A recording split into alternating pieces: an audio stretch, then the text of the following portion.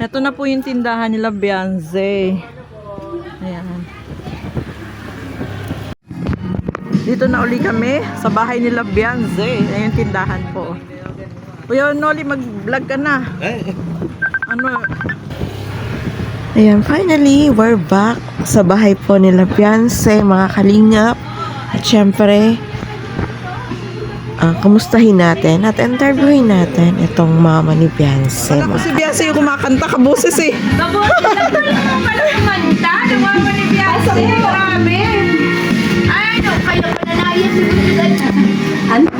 Matulog. Hinihintay namin. Papunta na sila dito.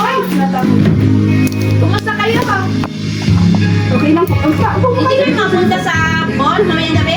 Si Beyonce lang po. Hindi kayo mapunta doon? Dito uli, balik uli sa bahay nila Sa Beyonce. ano nila? Sa kanilang ano kagabi? Sa second anniversary nila? Nandun ba sa Bagasbas? Hindi po kami nakasama. Ayan, oh. Oo. Sabi ko na sa'yo eh. Nandun siya kagabi. Depensa. Kasi parang may na-realize siya na mali ang kanyang magawa. Okay lang naman po yung sa amin. Tao lang naman po tayo. Kaya nga. Nagkakamali. Nakita na sila ni Beyonce sa gabi. Oo nga daw. Sinabi ni Beyonce. Kung sabi niya, ito yung mga tao na hindi dapat iba. Oo, di ba nakakatuwa? Oh. So, yun nga, sabi ko kay Mami Hazel, ang nararamdaman niya. Pumapapataya nga po ako kasi parang ano po ba siguro po binigyan ka ng maliwanag sa kaisipan nila na sabi sa'yo po kami pa. Nagbago. Nagbago na parang na-realize niya. Ayan, oh. Okay lang po, wala po yung ano kasi tao lang naman po tayo nagkakasala sa Hindi ka nagtanim ng utang na ayun na ang galit. Ay, hindi po. Pero kung nag-aalis tayo nakakabalit. Oo, sabi namin, nainis kami sa iyo. Yung bugso po ng galit ng tao, buka po naman. Kasi talagang ganun ng tao pag nagagalit sa ibang bugso. Pero pag sabi ko na rin, gusto kasi tao lang naman na ano, ay lang po yun sa akin. Okay, ayan. Di ba ganun kabait, di ba? Kaya, hintayin mo na lang kung anong sasabihin nila. Sabi At saka ano, masama po baga magtanim tayo ng sama ng loob sa tao. Ano, mabigat po sa dibdib. Oo, tama. Kasi yung pagpapala, Oo. di ba? Pagpapala ng Panginoon, andyan naman pala. Yung sa kanila. So, ayun, mensahe ni Mami Angel kay Sir Federico, kay Kuya Pedri. Hindi mo akalain na, no? Oo. Na yung, pero alam mo, sa personal, ikaw ang makakapagsabi kung anong klase siya. Na sa Oo, mabait talaga. pag nakita mo siya ng personal. Nakita mo siya, parang ito yung tao na, Ito ba yun? ito yung tao na Ito makapaniwala? hindi makakasabi ng masama sa kapwa. Kasi ano, siguro po nakapagsalita lang po siya kasi hindi naman niya na kilala sa personal yung Oo. Mm. Ngayon na supporter na siya ng Kalingap at hindi na daw yung magbabago kahit ganyan. Oo. At siya ay defender na siya ni Beyonce. sa mga LC, support po natin yung na po tayo magalit kayo sa Federico, support ka lang po. Bumaliktad siya eh. Kumambyo Kumambyo. siya. Naging EDC lover. Oo.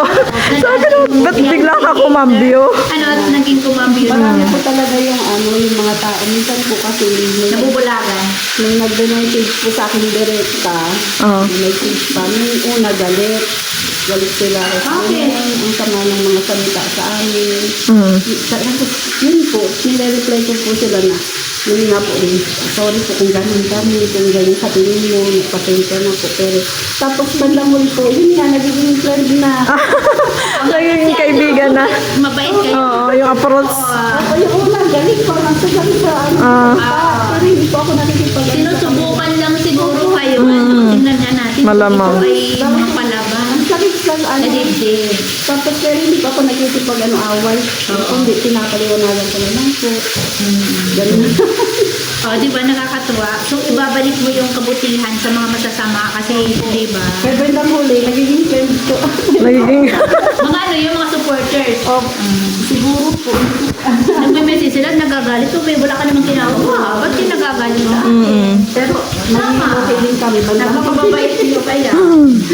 Kami nang nagsasabi, yung iba, at kami mga kalaban nyo. Di ba? Kami ka mga reaction. Kasama ba ni Kuya Bal si Federico papunta dito? Yes, kasama. Ayan. Ayun nga, ang sadya. Sadya. Pag nakita niyo ng personal, parang hindi kayo maniwala. Federico ba to? Maraming salamat kay Kuya Federico? Okay lang po. Sa sagot, maraming salamat.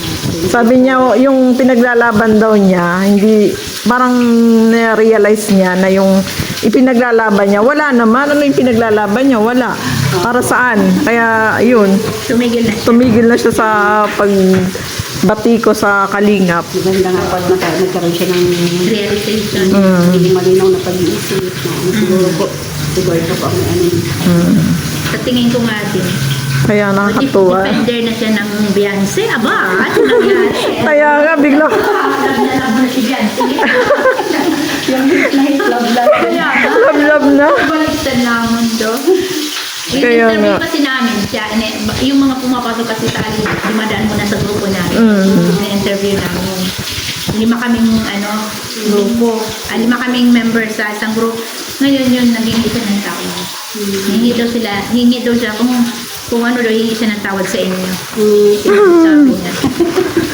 Ayan, salamat. Yun ang abangan ko. Nagpapunta na siya. Yun ang abangan ko ang pagbilan niya. Yeah. Ayan, no. Ay, ganda ng decor ng ano nila, oh. Ganda na, teacher, anong ganda? Kuya, ba't paparating na? Magkakasunod kami. Nauna na kami. Babagal nila. Nauna na kami. Oy, Kuya Vera, ano mo ba? Marangan, may tatanong kami sa'yo. Si Federico. Kilala mo si Federico Santos. Abay, papunta. Dito. Ano masasabi mo doon? Wala po. Wala na yung mga Wala na kayong galit.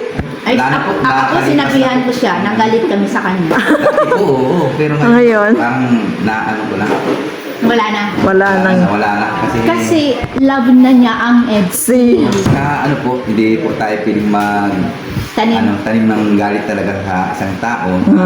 Alam mo, may ano lang siya talaga. Parang lang niya yun. parang pansin. Plano siya. Baka nagpapapansin? Nagpapapansin siguro. Ganun. Papapansin. Nagpapapansin kaya Verana. Kasi bumaliktad na siya. Yung dating sinisiraan ng Kalingap, dinidepensa na ngayon ang Kalingap. lalo na si Beyonce. Defender siya ni Beyonce. Kasi anong nangyari at nagbago ngayon? Para bang, tinanong ko nga siya, anong gagawin mo pag nakita mo si Mami Angela sa si Kuya Verana? Hingi daw siya ng tao. Oo. Hingi daw siya. Kami nakapag ano dyan sa ano. Sa kanya? Oo, yun pala. Kasi hindi naman tayo piling magtanim ng sama ng loob sa kanila. Tapo lang nila. Tama. Kaya sila pinagpapala dahil napakalawak ng mga pangunawa. Tama. Na maraming salamat. No? Kaya kinukuha na namin kayo ng pahay kasi parating na sila. Nauna na kami. Nauna na kami. Salamat. Hindi kayo nagbabago. Ganun pa rin. Nakilala ko kayo doon sa lumaning bahay. Oo, Hanggang ganun ngayon, pa rin. ganun pa rin. Kayo. Kaya marami talaga nagmamahal sa inyo. Grabe.